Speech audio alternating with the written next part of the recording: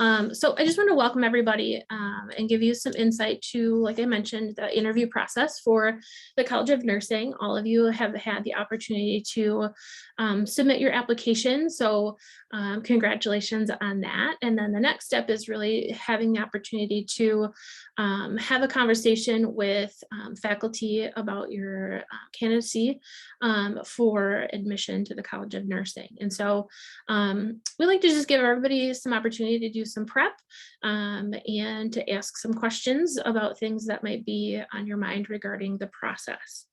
So let's jump into some things regarding how you will be evaluated through this particular process.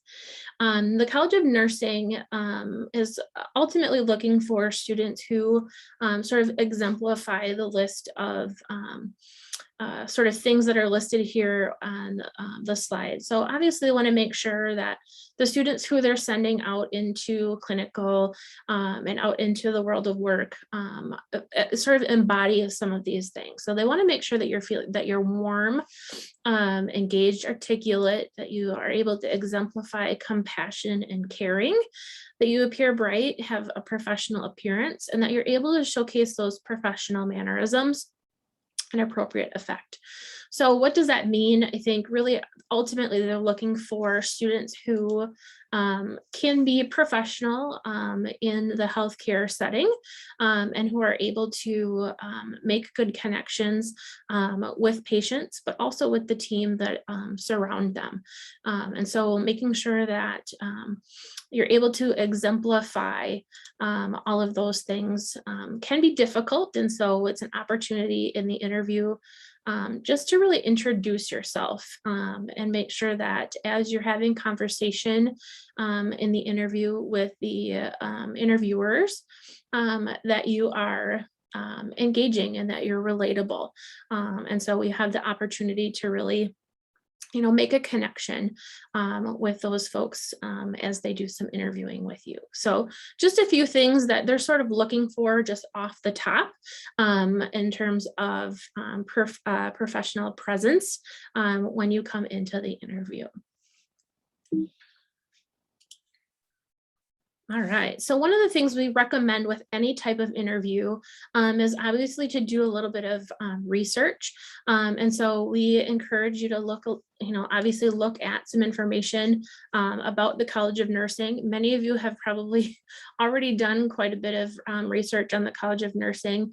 It's probably what brought maybe you to UW Oshkosh, but I don't think it hurts to kind of go back to looking at the things that are important to you and important to the College of Nursing, so you can start to think about how you present yourself in the interview. You want to make sure that you're understanding what the mission and the values are of the College of Nursing, and then thinking about how those skills that you have and the experiences that you've had the opportunity to participate in, how do they match? And so that will help you identify how you're going to maybe share examples or share stories about experiences that you've had in your different positions. So starting to think about how those things kind of go together. Ultimately in the interview, you're really wanting to differentiate yourself from your classmates. So you want to be memorable, but in a good way. And so thinking about great examples where maybe you had the opportunity to shine, maybe examples on where you served your patients in a wonderful way. And we're going to talk about some of those strategies here. One of the things I do like to point out is here on the College of Nursing on the website, you can go directly to the mission, vision, and values on their page. One of the things I always recommend to students when you're getting ready to interview is pay particular attention to the values. What I think is wonderful about the College of Nursing is that they really embody the values that they put forward. You'll definitely hear a lot about these different values throughout the program. So making sure that you understand what is altruism, how does autonomy work in the world for you? How do you provide or maintain human dignity? How do you maintain integrity? And how do you uphold social justice in different ways? So I think it's important to definitely take a look at each of those values and have a good understanding of what those mean. You will potentially see some questions regarding the values. So I will make a quick note here again. If you're taking notes, definitely come back to the values. Some of the questions will be, like I said, kind of revolving around the values. So definitely take a peek at those. All right, let's go back over here.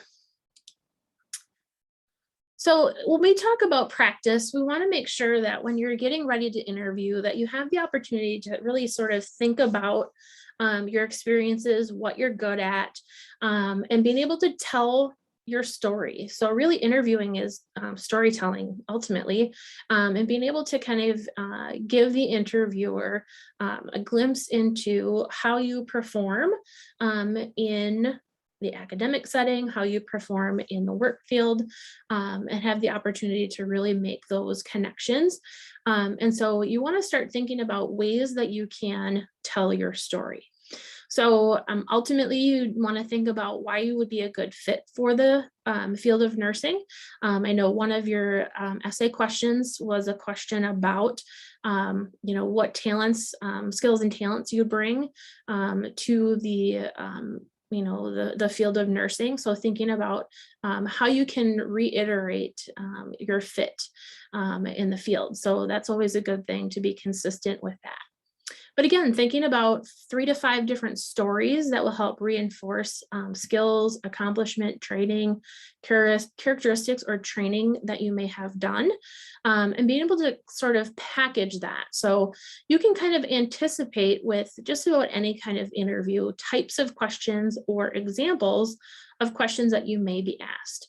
And so when you think about those examples, you want to be able to, like I said, package them in a way that showcases who you are and what your skills are.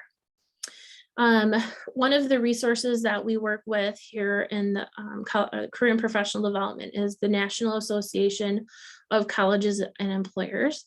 And they every year survey employers and identify what the top skills are that they're looking for. And some of the top skills are things that are important to the field of nursing. So obviously communication, both verbal and written, but also the ability to work in a team. Leadership is also on that list. So if you get a chance to, there's an opportunity to look at the NACE website and top skills. There's some great opportunity for you to maybe build some examples around those top skills.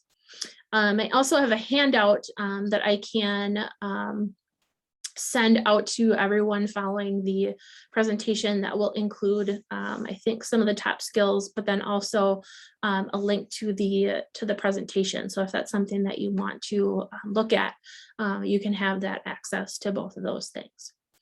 But then it's important to practice. I think we want you to make sure that you're preparing those examples, that you're, really starting to think about ways that you can tell that story. We encourage you to participate in a mock interview if you have the opportunity to do so.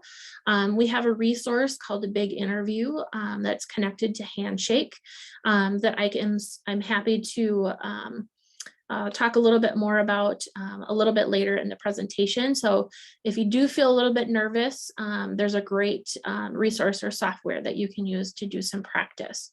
And I'll get you connected to that a little bit later. So one of the techniques that we recommend when we do interviewing workshops of any kind is something called the STAR technique. And the STAR technique allows you to connect your experiences to the requirements for the position or the opportunity. And STAR really stands for situation, task, action, and result. So situation being the opportunity to talk a little bit about what strength did you use or not use, or what skill were you involved in and utilizing, but also giving a little bit of background when you're talking about the situation. So if we're telling a story, we're kind of setting the stage, right? So giving some of those details regarding where you were, who was involved, what was asked of you, etc. Then you want to sort of shift into your response and talking about your task. So what was your role in that situation? What did you do in terms of working with a customer or a patient? What was your role in a group presentation? Those sorts of things. So kind of explaining a little bit more about what you did and how you were involved in the particular example that you're sharing. The A is action. So what did you do? Making sure that you're again rounding out that story by talking about what problem or solution you gave or what action you took. So really giving that opportunity to kind of round out that story. The result or R is result. And so we want to round out again the story with kind of coming to a solution. What happened? Did you make that customer happy? Were you able to solve your patient's concern? What did you accomplish? So making sure that you're talking with the employer about really rounding out or kind of, just giving the ending of that story. So as you start thinking about examples, you want to start thinking about how you can sort of story tell and using the STAR technique here. I'll actually walk you through an example here next, I believe. Yeah, so you're going to see here in the example here, a question. And one of the questions that we have listed is what we call a behavioral question. The behavioral questions are things where the question will be sort of getting at what you've done in the past, because the behavior that you did that demonstrated in the past is likely something that you would duplicate in the future. So a lot of interview questions are behavioral based. So this particular question, tell me about a time or describe a time when you realized you needed additional skills or knowledge to be successful. So as we start thinking about the example that we want to use, you can sort of break it down into that situation, task, action, and result. So in this particular situation, I'll kind of read it so that it makes some sense as you're developing here. So the situation was part of my job as a CNA is dispersing medication and assisting patients with daily care needs in an assisted living center. I recognized that a resident was not taking their medication on a regular basis. So you can kind of see how we're setting the stage here, giving a little bit of that background detail here in the situation. Their task was they were asked to communicate with the patient to determine a reason for why they were not taking their medication. All right, the action here is that they wanted to better understand the resident's reason, so they were able to explore further details of the situation using problem-solving investigative skills by talking with the resident and reviewing the resident's case notes. So as a result of asking good questions and building relationships, looking for more answers, they were able to increase the resident's health and well-being. They were also able to get the resident to take their medication and facilitated changing the medication based on their needs. So you can kind of see how each of those little pieces kind of builds upon each other to talk a little bit more in depth about what this person did to help that particular patient. So as you start developing those examples, like we talked about before, I think it's good to start thinking about each of those pieces individually. Okay, so we have a couple of questions here that I want everyone to sort of practice. So if you have the opportunity to do so, I think it's important to really start thinking about how you want to respond. So I have three questions here in the presentation. I would love if someone would volunteer to answer these questions. So if you wouldn't mind, you don't necessarily have to turn on your camera, but if you wouldn't mind either raising your hand or then at least unmuting yourself to respond to the question, that would be great. And what I'm going to do is I'm going to introduce them to you first. So I don't need volunteers right this second, but the first question that ultimately typically happens in an interview is very simply that little bit of tell me about yourself. This is an opportunity to give the interviewer a glimpse into who you are as a person, and giving them a little bit of background about maybe your interest in the position, maybe your opportunity to talk a little bit about hometown, obviously what year in school you are, and maybe if you're a student athlete or you have a unique hobby, or those sorts of things. This is a great place to, again, differentiate yourself, and talk a little bit about things that make you unique. What I like about sharing your hometown or things like that is sometimes people make connections, right? So you talk a little bit about where your hometown is, and maybe that's where they grew up, or maybe they have a connection to that town. So it makes that relatability and that connection a little bit stronger. And a lot of times people then remember that as they start to think about you as a candidate. So that's the first question. So I'll ask in a minute for someone to volunteer with that one. The next question is, tell me about a time when you made a difference in someone's life. So many of you are probably already working in healthcare or in positions where you have the opportunity to make a difference. And so you want to share an example that can give some insight into how you've made a difference. So start thinking a little bit about maybe examples that you could utilize to tell that story. Question number 3 is, tell me about a time when you handled a conflict with a coworker. So this is an opportunity to describe ways that you've managed or handled conflict and utilized your interpersonal skills and being able to come to a solution, or maybe making a difference in how something works or was handled within your organization. So hopefully that will give you some insight to a couple of questions. Do I have anybody who would be willing to answer that first question? Tell me about yourself.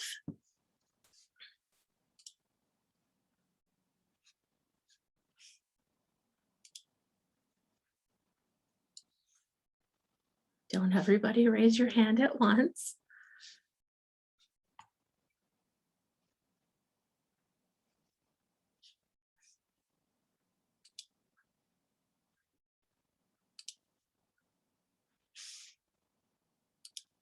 All right, how about I ask for a volunteer, or ask for someone to jump in here.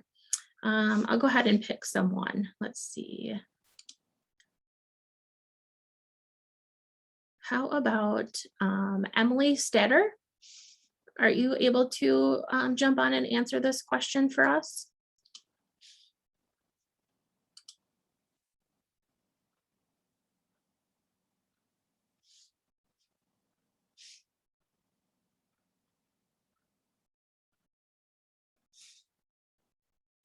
I can go. Thanks, Emily. Sorry, I just saw that in the chat there.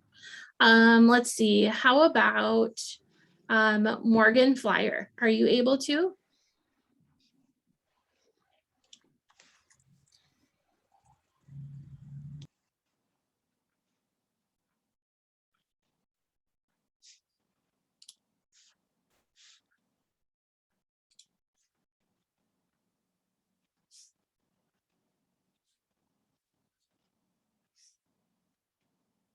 All right. Anyone want to jump in and answer this question? You're going to have to practice with answering. Yes, Derek, that would be wonderful. You don't have to turn on your camera if you don't want to, but if you wouldn't mind unmuting and just answer, that would be great. So just tell us a little bit about yourself.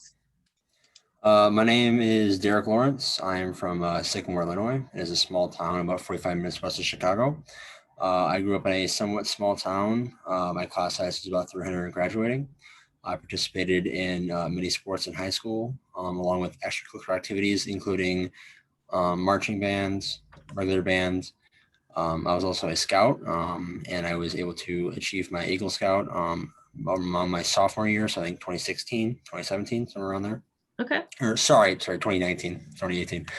And I chose to go to WDO to study nursing because it was an opportunity for me to leave the state of Illinois and learn a little bit more about a different surrounding area.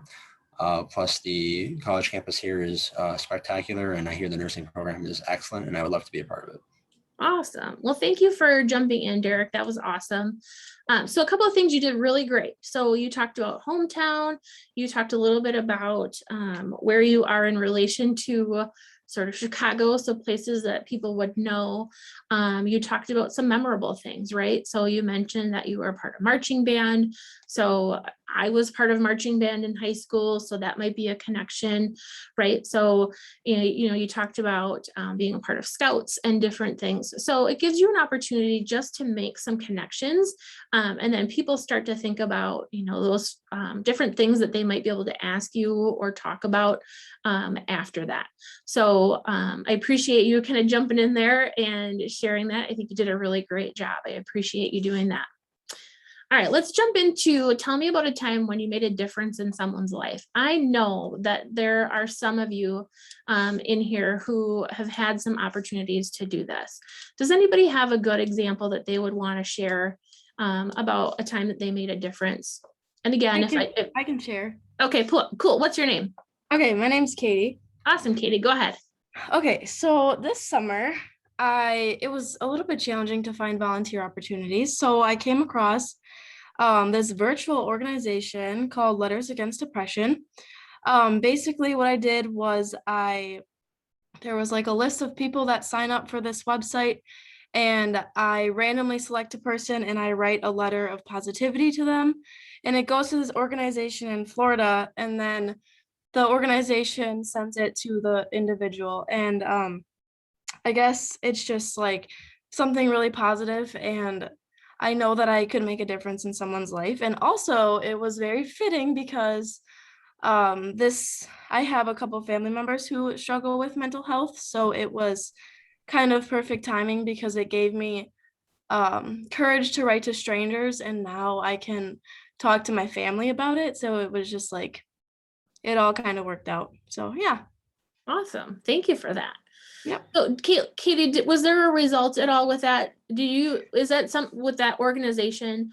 Do you hear back from any of those folks that you get that you send your letter to, or do you get feedback at all from the organization regarding what you send? Yeah, so right after I sent the letter, I actually got an email from the organization like thanking me. And then when you write a letter, you can ask if the person write back to you. So kind of like a pen pal type thing. Yep. And then for like safety precautions, you never give the individual your address, and you never get theirs. It just goes through that the organization, the Letters Against Depression. So it's really cool. It's just a website. You just fill it out. It's your email, and you can make a huge difference in someone's life. Very cool. Well, thank you for sharing that example. That's really no problem. So I think something that's really cool about being able to share an example regarding how you've made a difference is emotion, right? I think, being able to bring emotion into the responses that you sort of give or share, make a stronger connection. I'm sure you all have watched commercials that have either made you tear up or have made you laugh or have made you cry, those sorts of things. And you remember how that maybe that marketing made you feel or those sorts of things. And so emotion can be very important. In particular, it might be a little bit easier when we're talking about making a difference. And so I think Caitlin did a really great job of kind of setting the stage, telling a little bit about the background of the organization, what she did and how she got involved. I liked that you talked a little bit about not only being able to go outside your comfort zone in sending a letter, but you also had the opportunity to, talk with your family members a little bit more about it. So I think, the other thing too is when I asked what we would call a probing question. So I asked Katie a little bit more about, the result. So when you have these behavioral questions, employers, or in this case, the faculty that you interview with, may ask you a probing question. Those probing questions are going to get at more in depth. So if there's something that you maybe didn't talk about or something that maybe they want to pull out and get a little more of information about, they may ask you what we call probing questions or follow-up questions. So that may be what will help keep sort of that conversation going and making more connection with the interviewer. All right. Okay, so let's go and talk about the next question. Oop, I skipped that one. Does anybody have an example that they can share about a time when they handled a conflict? And it might not have to be with a coworker. Maybe it was just a conflict with a classmate or conflict with, family member. I think anytime that you can talk a little bit about how you handled those situations, it's going to be helpful. I've had students in the past who, when we've done this particular workshop, have said, I don't have an example of how I've handled conflict with a coworker. And that's okay. I think what we're ultimately getting at, how have you handled conflict? So you also have the opportunity, as you're answering some of these questions, to maybe adjust it based on what your personal examples or experience have been. So, ultimately what we're looking for in this example is conflict. How are you handling conflict? So does anybody have an example that they would be willing to share when you talk about this or think about this particular question?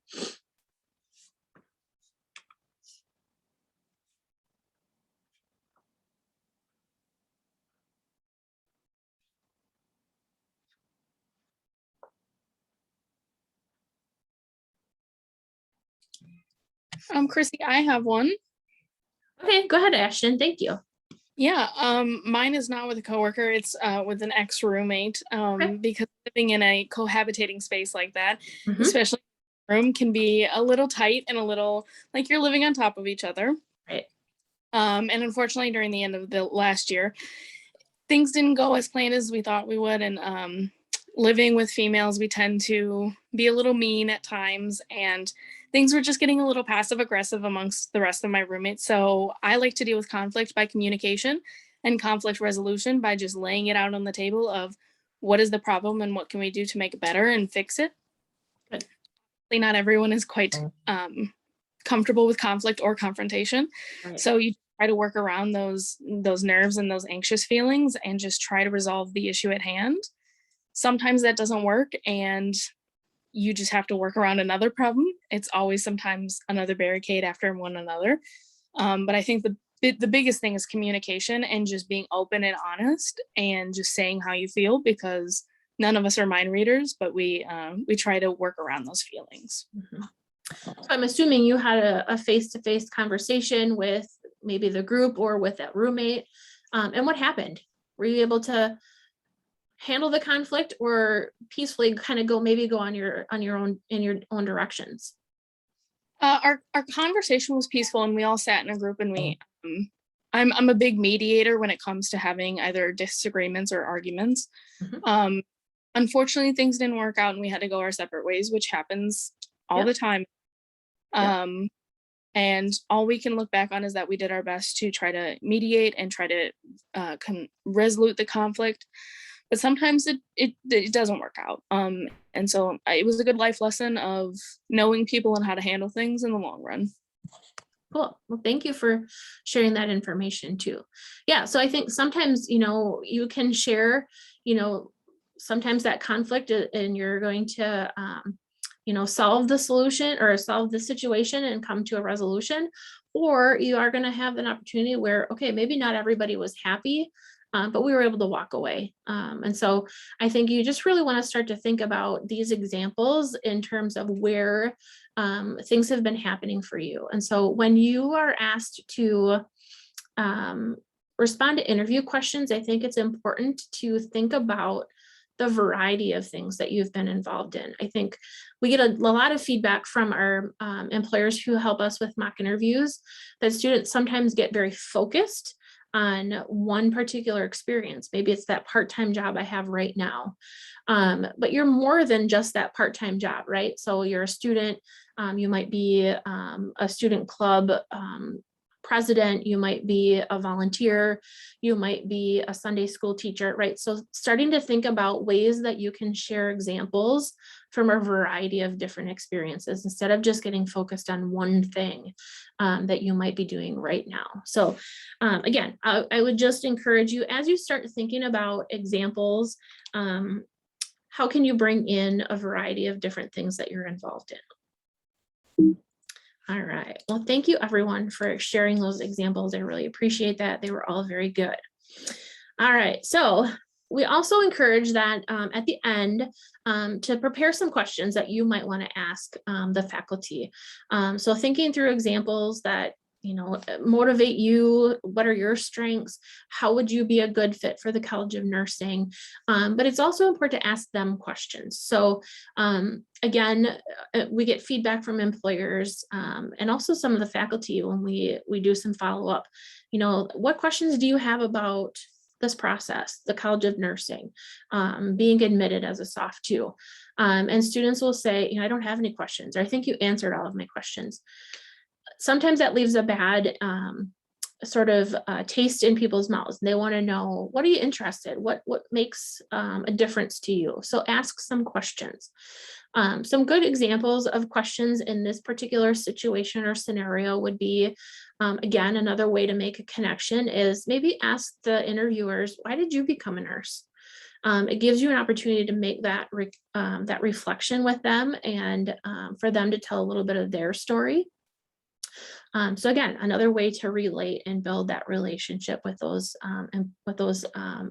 faculty who will be interviewing you. Other questions potentially could be things like, maybe you're worried about the academic demands. Talk a little bit about what are some strategies that you recommend for a student to be successful. So those are just a couple of good questions that I think, potentially you could ask, but obviously thinking about your own situation, your own worries, being able to ask a couple of questions that you might want to have answered in this process. All right, so virtual impressions. Part of this process is a virtual interview, sometimes by phone or through either Microsoft Teams. Do you guys know how you're doing your interviews? Are you guys doing them virtually by team, or are you doing them in person? If somebody wants to type in the chat. Virtual. Okay, that's what I thought. So I think you are, if I remember correctly, this was how they've done them in the past. So you've done them, or you'll be doing them virtually. But very much like you're on Zoom here, you'll be able to have conversation with, you'll have 2 faculty in your interview, and you'll remain, I believe, with your black screen. You won't have to have your camera on. So you'll have that kind of as your setting. You always want to make sure that you've tested your equipment, obviously ahead of time, making sure that your video and your microphone all work. One of the things that I will recommend or offer to you is, if you don't have a good environment to do your virtual interview, Career and Professional Development does offer interview space here in our office. So if you'd like to utilize that space for your interview, you're welcome to reserve one of our spaces. You can bring your own laptop if you want to, or we have computer setups that you are welcome to come in and use. So I know sometimes you have roommates or other things going on where you'd like your opportunity to have your environment be a little bit more private and distraction free. You are welcome to contact our office, and we would be happy to provide you some space for your interview. Obviously, you want to make sure that you're aware of your background, making sure that the things that you have in your background are appropriate and not distracting, those sorts of things. Again, limiting, like it mentions here, limit your interruptions. You don't want to have roommates walking through the background, your dogs barking, or those sorts of things. So definitely making sure that you are limiting some of those interruptions. We do recommend that you dress for success, even though you might not be visually or seen on camera. There are psychological studies that are out there that indicate what you wear increases or your level of feeling confident. So I certainly don't recommend that you interview in your pajamas. You may not take it all the way to wearing a suit and tie, but definitely thinking about how you want to present yourself. And I think dressing to feel that way is a good option for this particular example. I do like to mention, I know even though you're doing these virtually, we do provide career ready and interview ready attire here in Career and Professional Development. You're welcome to stop in or shop the virtual career closet. Every semester you can take 4 items and you get to keep those for free. So if you start coming in and building a really nice wardrobe between now and graduation, I mean, you can get some really great items in our career closet. Dress pants, skirts, suit coats, button downs, ties, scarves. We have shoes. We do have some scrubs. And so just different things that would help you build that business casual or business professional attire wardrobe. You can come in and get those things. So you have the opportunity to, access those items. And we did actually a comparison, I think it was last spring, where we had our interns pull 32 items for men's attire and 32 items of women's attire. And then they did kind of a comparison and price. And you can save yourself anywhere between $500 and $1,500 in free clothes just by stopping in to shop. So whenever we're open, the career closet is open for shopping. So if you're on campus and have some time, pop in. Or if you would prefer to do a no contact option, you can check out the virtual career closet, and then we will pull the items that you choose and have them ready for you to pick up outside our office. So just like to plug that a little bit. All right, so a couple things. Obviously, we like to mention about your interview. So making sure that you're available and ready, being on time. If these were in person, we would definitely recommend being there usually about 5 minutes ahead of time so that you can maybe have a seat where you are or go over your information. I think even for the virtual option, maybe being able to kind of sit down and look at your information that you maybe have in front of you. And just kind of get yourself in the mindset and being ready to do the interview. So 5 minutes of prep usually is good, or just being on time for that is going to be helpful. You obviously want to answer those questions concisely.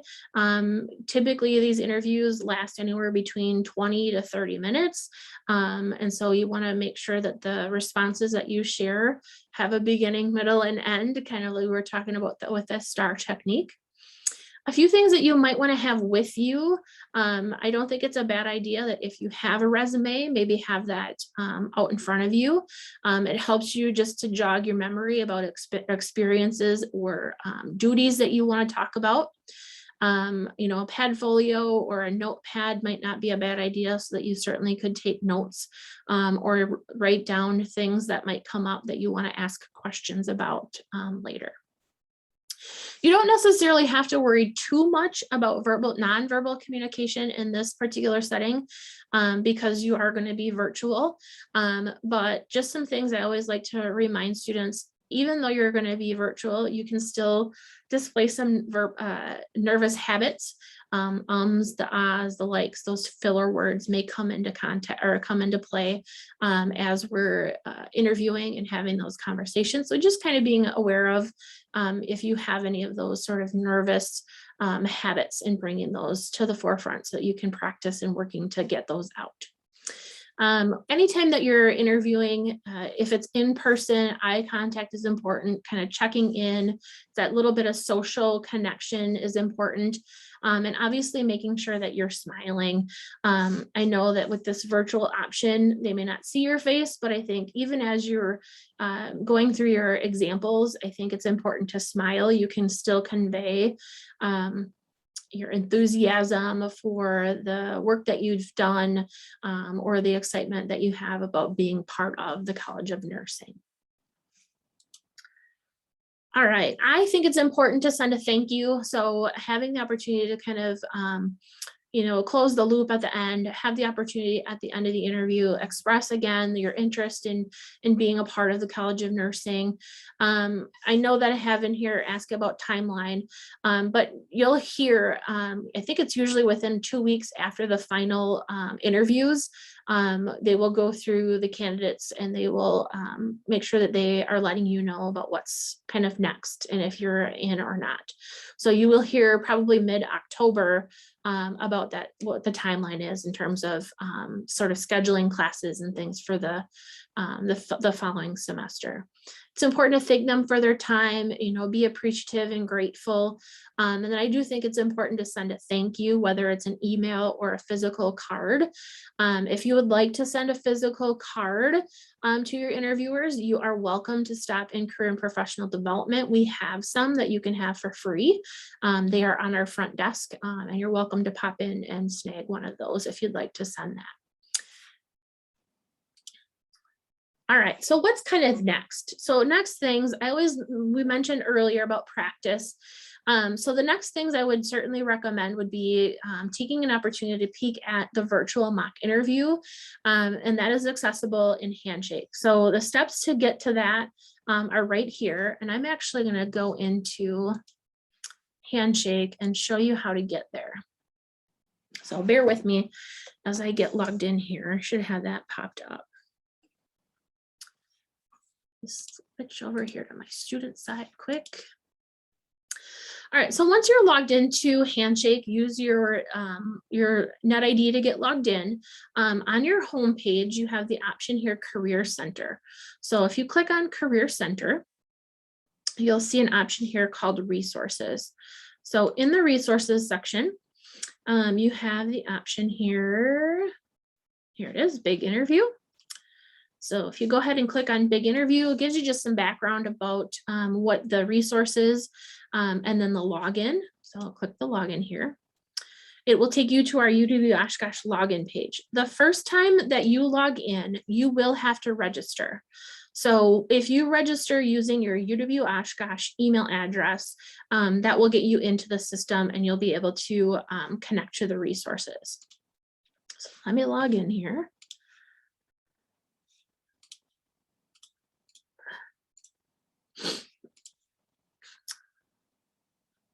All right, so let me get over to the dashboard here. So once you're into Big Interview, you're going to see the dashboard here. And on the dashboard, you have some options. One of them is practice. So if you go to the practice tab and you go to practice interviews, you have some options here. You are welcome to build your own interview if you would like to practice different opportunities. There's a lot of really good options in here, but we do have a custom set of questions for you. So if you look right here at the top on the right, you'll see custom set.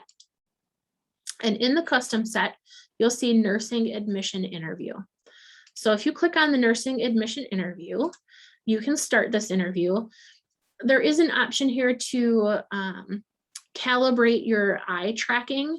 And what that does is helps you, what would I say, sort of as you're doing your virtual interview, stay connected sort of to the camera, and it gives you some feedback on that. I'm going to click practice without eye tracking for now. You're welcome to do it with if you like. So once you're actually into the interview, you're going to see a list of 10 questions that are general questions. These are not the exact questions that you would be asked in your interview, but they will help prepare you for your interview. So you have the option to kind of go through each question. There will be an employer who will ask you the question, and then you have the option to record your response. What's nice about that, again, it gives you a chance to practice. You can then review it. You can also listen to it. I know sometimes when we interview or record ourselves, it's kind of strange to watch ourselves, but I would definitely at least listen to it. I think listening to your responses gives you an opportunity to really understand where you're using good examples, where you might make some changes, or maybe having to rethink the example that you're using. So this is a really great way to practice. So yeah, so Big Interview is out there for you. You're welcome to take a peek at that, give yourself an opportunity to practice some questions. And then let me go back over the presentation here, and I will send this Like I said, to everybody who registered or checked in, you'll get a link to this. And then I believe the handout that I'll send as well does have the link or the information on how to get to the custom set. All right, so with that, if you have completed a virtual mock interview through Big Interview and you feel like you still need some help, you're welcome to schedule an appointment with either Deb Golden, who is also a healthcare industry career advisor, or myself. You're welcome to call the office at the 2181 number, or you are welcome to self-schedule in Handshake, okay? So that's really all I have for you. So I am going to stop sharing here for a second and just open it up. Are there any questions that, maybe I didn't cover something that you thought I might? Just want to make sure that everybody has their questions answered.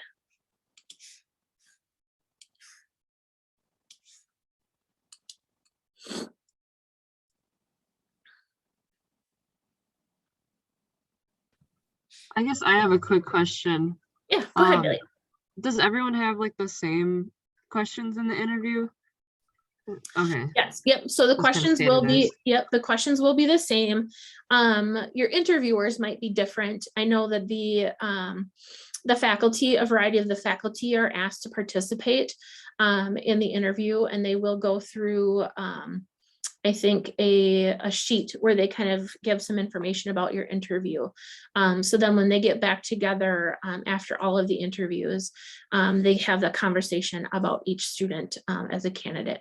And I believe they're really doing their best to try to make this process as equitable as possible, and trying to do their best to, I think, remove as much bias as possible as well. So you definitely want to make sure that you've practiced and that you're feeling confident. But yeah, the questions will be the same, I believe, for everybody. Okay, thank you. You bet.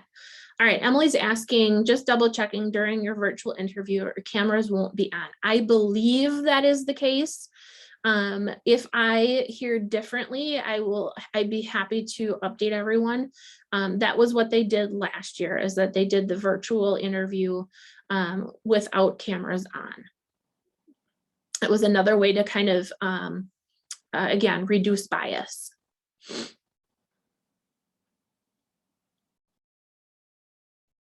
Oh, Derek, you're asking if you want your camera on, can you? That I'm not sure. So that would be a question you might want to ask Laura Smolinski about if that's possible. And Ashley, I know you're asking about how many students applied this cycle. I haven't had my meeting yet with all of our College of Nursing folks, so that I don't know just yet. Typically, we're usually at about 100, 125 students that apply each term, but do not quote me because that is not the actual number this semester. Like I said, we have not had our meeting yet, so I have not gotten those numbers. Kaylee is asking, will all of the interviewers be part of the nursing faculty? I believe so. In the past, we've also had, I believe Megan from academic advising has also done interviews, and possibly some of the advisors from SSS, but I don't think that that is the case anymore. So I think for the most part, yes, it should be typically all nursing faculty. Marissa is asking, do you know how many people typically get invited for an interview and then don't get into the program? From my experience, anyone who has applied and meets all of the qualifications through the application does get an interview. I am not exactly sure on the total number of students who get in, because that has changed from semester to semester, but typically between 72 and 96 students will get in each semester. So yeah, that number will vary a little bit depending on how many people applied this semester. All right, any other questions? All right, I'm going to do one more time. I'm going to share the QR code. So I know that we had a few people who joined us a little bit late. So if you joined us late, I am asking that you scan in to check into the workshop today, just by scanning that QR code there. All right, one more chat question here. Let's see. All right, yeah, you're welcome. So like I said, if anybody has questions or you have, you feel like you need more coaching, please go out and take a look at everything in Big Interview. And then if you've done a big interview, then go ahead and schedule an appointment with Deb or I. It's a really great opportunity for Deb and I to jump into Big Interview and see how you've answered some questions, and then we can better coach you. So I definitely encourage you that if you're coming in for an appointment, take an opportunity to do that big interview so then we can review it when you come in. Otherwise, that's all I have for you. I appreciate everybody coming to the workshop. And I will also, hopefully I'll send a link out to the presentation. So a couple of things that will come your way, maybe tomorrow will be the presentation, the handout, and a link to the workshop today. So thank you, everybody. Enjoy your evening.